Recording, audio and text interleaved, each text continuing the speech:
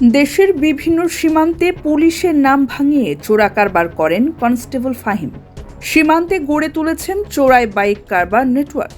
চোরাই বাইকের সঙ্গে ভারত থেকে আনছেন মদসহ বিভিন্ন মাদক, ঢাকা গাজীপুরে ছড়িয়ে দিচ্ছেন সিন্ডিকেটের কার্যক্রম। বর্তমানে কর্মরত আছেন মানিকগঞ্জ জেলা পুলিশে। বিস্তারিত দেখুন শাবিব সারওয়ারের করা 3 পর্বের ধারাবাহিক অনুসন্ধানী প্রতিবেদনের প্রথম পর্বে। দেশের বিভিন্ন সীমান্ত এলাকায় মাঝরাতে হঠাৎ করে দেখা যায় মোটরসাইকেলের বহর। সামনে পুলিশের লোগো লাগানো থাকায় চেকপোস্টে থামানোর সাহস পায় না অনেকেই। দীর্ঘদিনের এই রহস্যময় চলাচলের পেছনে রয়েছে একটি শক্তিশালী চক্র, আর সেই চক্রের নেতৃত্বে রয়েছেন পুলিশ সদস্য ফাহিম 2018 সালে পুলিশ বাহিনীতে যোগ দেন এবং দীর্ঘদিন রাজধানীর বিভিন্ন ইউনিটে কর্মরত ছিলেন। তবে বাহিনীতে যোগদানের 1 বছরের মধ্যেই সীমান্ত কেন্দ্রিক চোরাচালান চক্রের সঙ্গে জড়িয়ে পড়েন তিনি।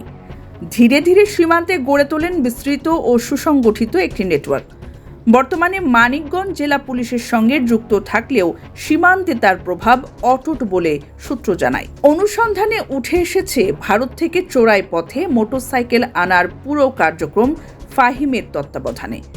অভিযোগ রয়েছে তিনি নিজেই সীমান্ত এলাকায় উপস্থিত থেকে সিন্ডিকেটের সদস্যদের দিয়ে এসব বাইক দেশে ঢোকানোর তদারকি করেন।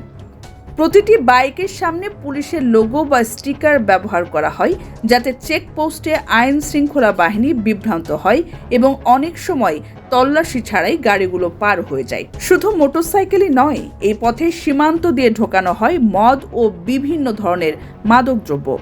সীমান্ত থেকে এগুলো প্রথমে ঢাকা ও গাজীপুরে পৌঁছে, তারপর সিন্ডিকেটের সদস্যরা দেশের বিভিন্ন গুরুত্বপূর্ণ এলাকায় সেগুলো ছড়িয়ে দেয়।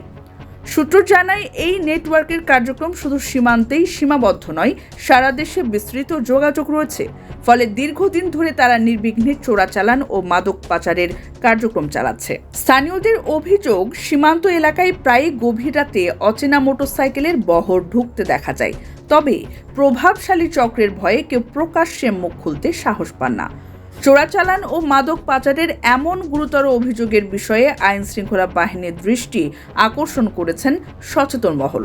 তারা দাবি করছেন, দ্রুত তদন্ত করে সিন্ডিকেটের মূল হোতা সহ জড়িতদের আইনের আওতায় আনা হোক। দর্শক, পরবর্তী পর্বে থাকছে আরও চাঞ্চল্যকর তথ্য এবং সিন্ডিকেটের সদস্যদের পরিচয়।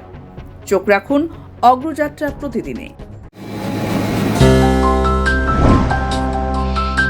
অগ্রযাত্রা প্রতিদিন, নির্ভীক প্রত্যয়ে উজ্জীবিত।